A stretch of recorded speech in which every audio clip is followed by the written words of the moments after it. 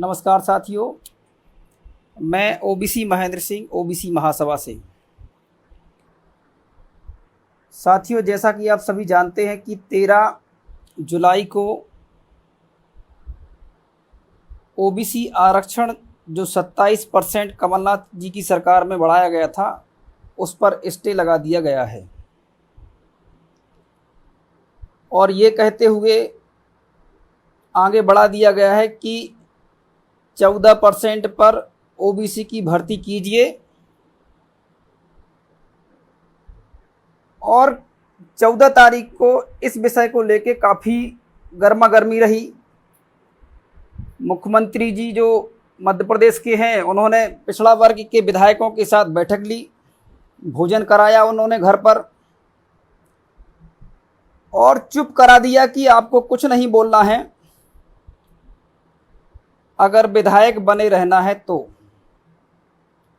आप पिछड़ा वर्ग के नहीं हैं, आप बीजेपी पार्टी के हैं।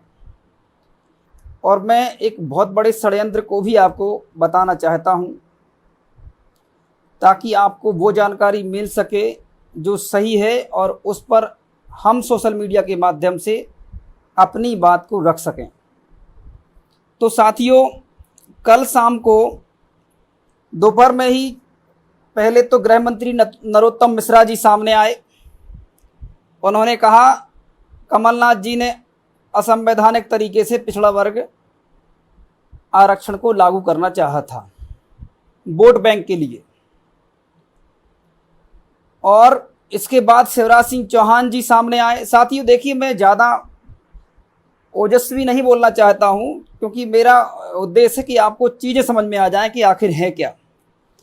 शिवराज सिंह चौहान जी ने भी यही कहा कि हम तो पिछड़ा वर्ग हितैषी हैं, कमलनाथ जी षड्यंत्र कर रहे थे, हम तो 17 साल से 14% पर रोककर पिछड़ों का हित कर रहे थे और कमलनाथ जी ने जो 27% बढ़ाया वो अहित किया गया है। पिछड़ा वर्ग की समाज के साथ कमलनाथ जी कांग्रेस की सरकार ने, मैं कांग्रेस हितैषी नहीं हूँ ना बीजेपी, मैं सिर्फ मुद्दा बता रहा हूं आप लोगों को ताकि समझ में आए। तो इन्होंने क्या कहा कि वो तो कमलनाथ जी हैं, उन्होंने ही कमजोर पहले से ही ड्राफ्ट तैयार किया है। अब ये नरोत्तम मिश्रा जी और शिवराज सिंह चौहान जी को ये डिफेंड करने के लिए क्यों आना पड़ रहा है? अगर शिवराज सिंह चौहान की कोई गलती नहीं है, नरोत्तम मिश्रा जी की कोई गलती नहीं है, तो फिर आखिर क्यों आप बीच में आ रहे हैं? अब बात ये आती है कि पिछड़ा वर्ग का अहित किस प्रकार से किया गया है, आप समझिए।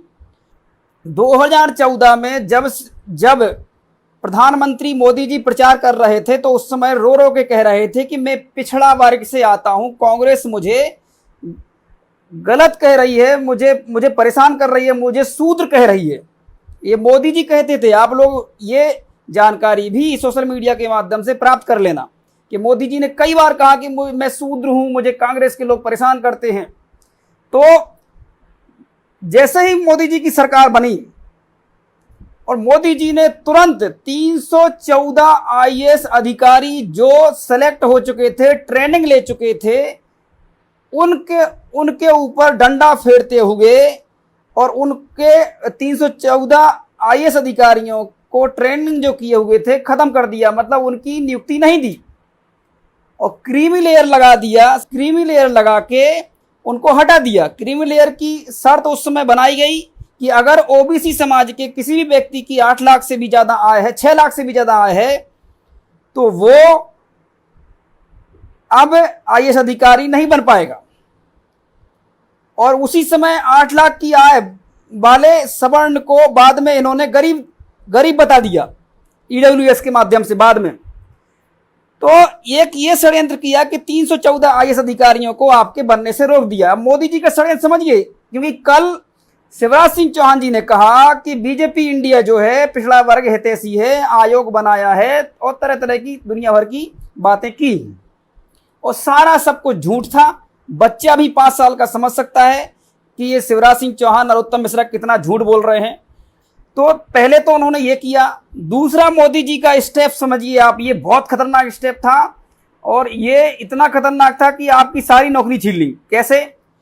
साथियों क्या है कि 100% समझिए आप, 100% में 50.5% सवर्ण जनरल कोटा हुआ करता है, 27% सेंट्रल में ओबीसी को आरक्षण मिलता है और 22.5% एसटी एससी को आरक्षण मिलता है।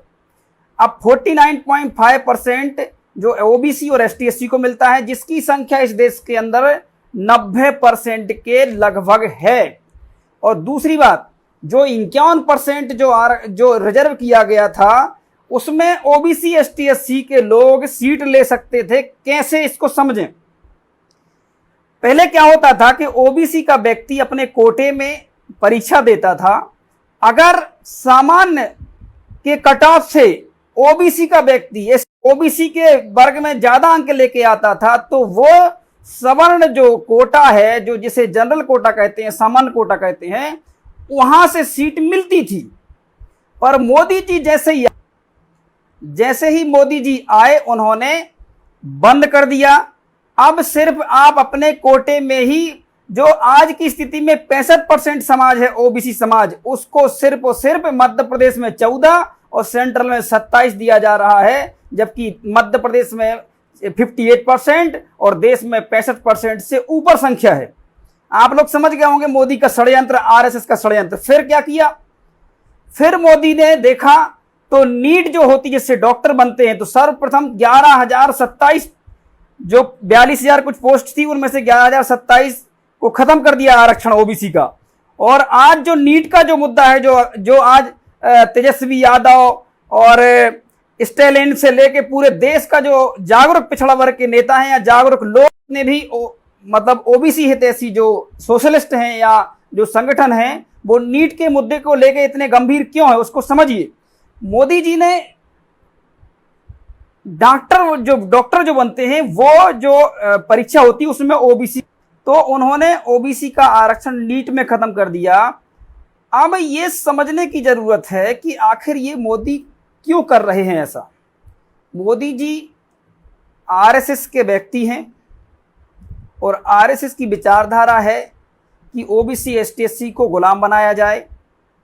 उसी के तहत ये लगातार काम कर रहे हैं। अब मध्य प्रदेश की बात कर रहा हूं मैं आपसे। मध्य प्रदेश में कल पिछड़ा वर्ग के सभी विधायकों को, सांसदों को, मंत्रियों को बुलाया गया और शिवराज सिंह चौहान जी ने कहा, भाई आपको विधायक रहना है, मंत्री रहना है कि नहीं रहना है, बताइए आप। क्योंकि हमारे आरएसएस का आदेश है कि अगर जो भी पिछड़ा वर्ग का व्यक्ति बोले, विधायक बोले, सांसद बोले और मंत्री बोले, तो उसको कहीं ना कहीं यहां वहां फंसा के खत्म कर दो। तो वो डरावना, मुझे लगता है इस प्रकार की बातें की होंगी, क्योंकि एक भी विधायक, लगभग 48 है मध्य प्रदेश में, एक भी विधायक ओबीसी का इस विषय पर बोलने के लिए सामने नहीं आया।